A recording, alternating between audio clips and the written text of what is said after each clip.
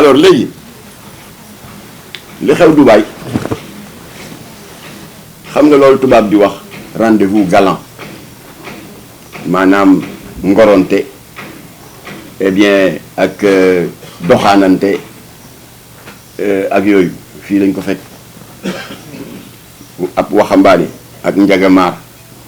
yoo xam ne alxayri doxul seen diggante ñu bëgg a jël décision ne dañu bëgg a njaaloo def de la fornication et de l'adultère yoonu kenn new ci parce que c'est des adultes consentants c'est leur vie privée a priori yoonu kenn new ci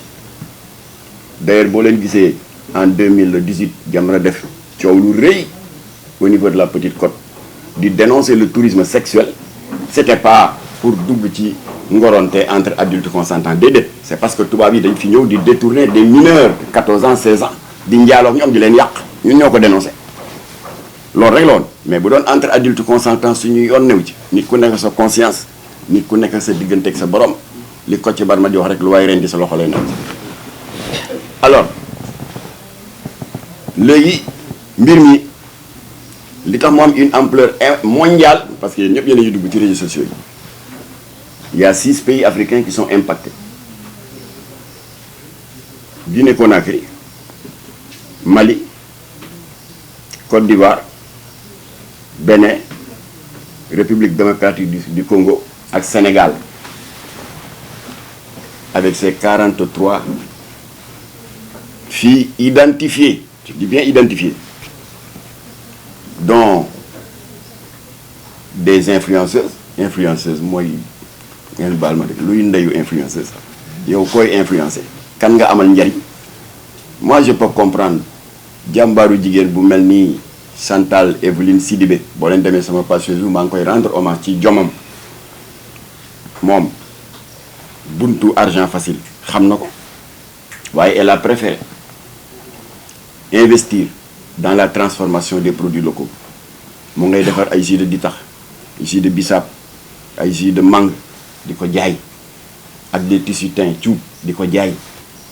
boo gisee man ma jël capture publication siiwal ko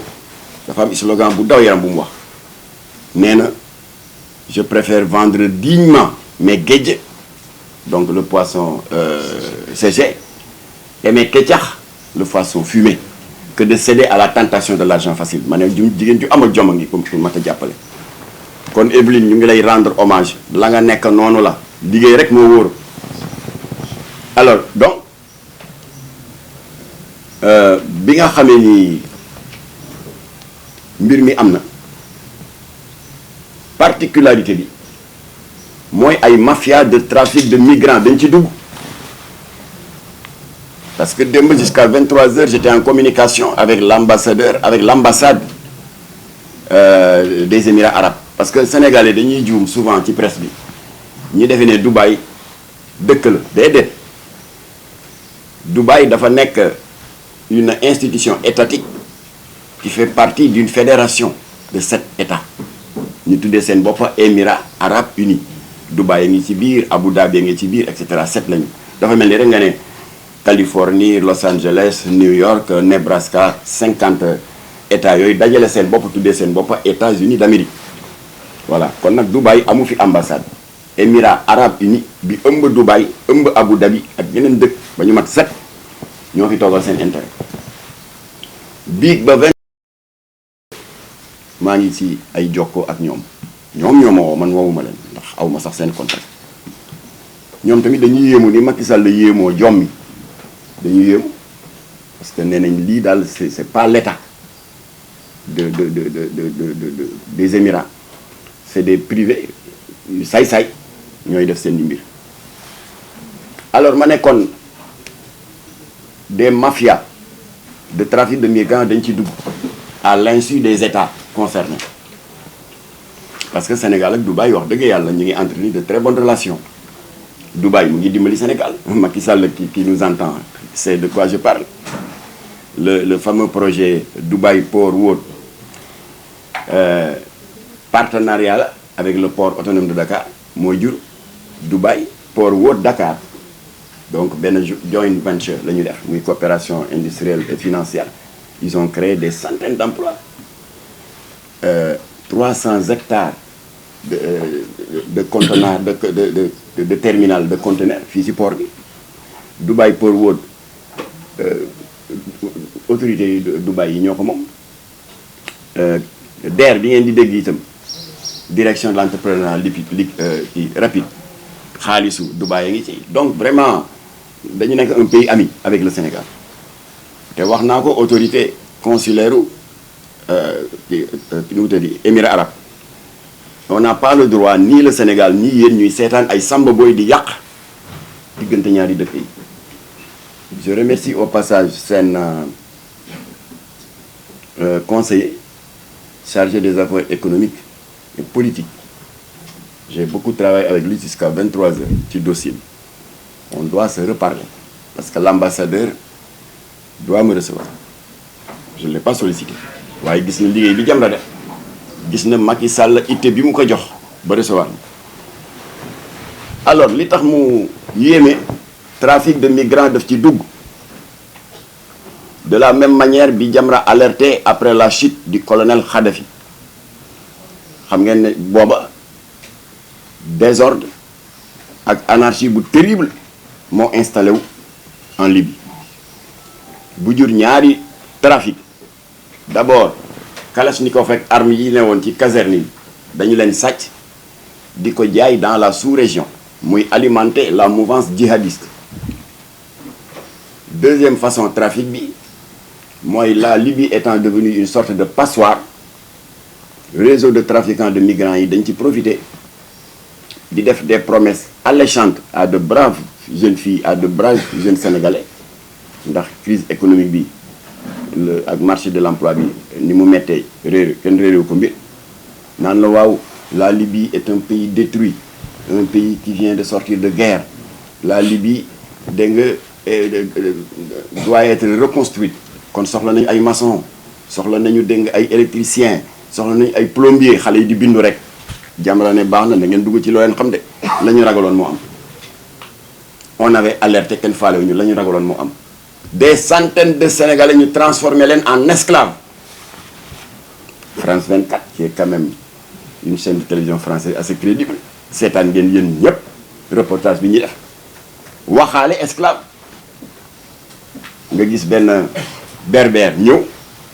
gis benn jaaykat ne ko kii ñaata la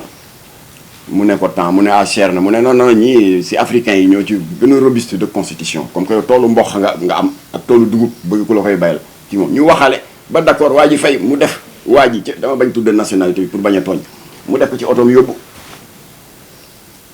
keneen ki ñu ne malien la keneen ki ñu ne sénégalais la ñu jaay leen ba ñu alerté ñu ngi remercier te yàlla na yàlla yokk yërmandeem ci moom maître Alioune Badara Cissé qui était à l'époque ministre des Affaires étrangères moom moo jël contact avec le ministère de l'Intérieur ñu daal di travailler avec la section recherche travailler avec la sûreté urbaine ñu démanteler 4 réseaux benn baa ngi diggante Yoff ak Wakam beneen baa nga Djiddah Thiaroye Kaw Yeumbeul Nord Yeumbeul Sud ñoo daan dem di recruter xale yi di leen sànq alors ba ñu alerté président Macky Sall jël matuwaay ñi ngi ci jot a localiser identifier ñu rapatrier leen c'était en juste après l'alternance 2012 jàpp 2013 bii nag li xew Libye Dubaï c'est 10 000 fois plus grave que trafic de migrants bi daan am Libye 10 000 fois plus grave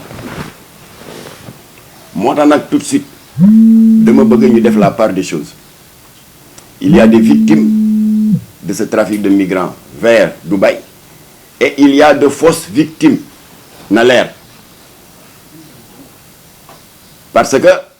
Camille Makosso def na ci liggéey bu am solo ça nous a permis de recouper nos propres informations am nañu jóge fii ci dëkk bi ba ñu jógee ne xaalis baa ngay tuuru Dubaï et en contrepartie laaju ñu la dara lu lekk ay cabinet am na ñu jóge fii dem ñaari rappeur benn animatrice de télé benn chroniqueuse de rajo 5 influenceuses mooy ñooñu di tànqal nit ñi nekk ci Instagram di jaay yu amul naan da ngay di influencer ko leen di influencer yow soxna si noo tudd Siré waaw Adjiré Kounda yow mérité nga le titre d'influenceuse parce que yaa ngi liggéey ci taskatu xabaar yi di gëstu ci problème mu dëkk bi di influencer say lecteurs ak say lectrices dans le bon sens dans le sens positif di reformater la conscience citoyenne di défendre ay valeurs yow mérité nga le titre d'influenceuse waaye ñoo xam ne saa wu ñu génne ci médias yi seen xàppa yaa ngay feeñ ci biti nga naan influenceuse de contre-valeur oui donc 5 influenceuses et 11 miss bi fi Jamra posé problème mu miss yi dañ daan waaye dañu iñaan voilà la confirmation lan la miss yi dul foofu ci lekk ay musiba lan lañ fay wut moo tax je maintiens ce que j'avais dit avant may déposer plainte bi auprès du procureur pour apologie du viol ndax miss yoo xam ne ñi ci ëmb yu amul bàyyi kenn xamul ñaata la miss yoo xam ni bu fekkee concours bi jeex na kay ba ñu xam première couronne bi xam première dauphine deuxième dauphine ku ne nga jox ko la mu mérite doyul doo leen bàyyi ñu ñibbi nga di leen yóbbu fii ci complexe ci bu bees bi nu mu tuddati fii ministère yu bees yi ne nga yóbbu leen jam ñaajo soi-disant que da nga leen di présenter ak autorité dont des naar luy ndeyloo voilà le résultat voilà encore les miss qui font parler d'elles waaye nag man dama bëgg a wax ni bu leen kenn condamné ay victimes lañu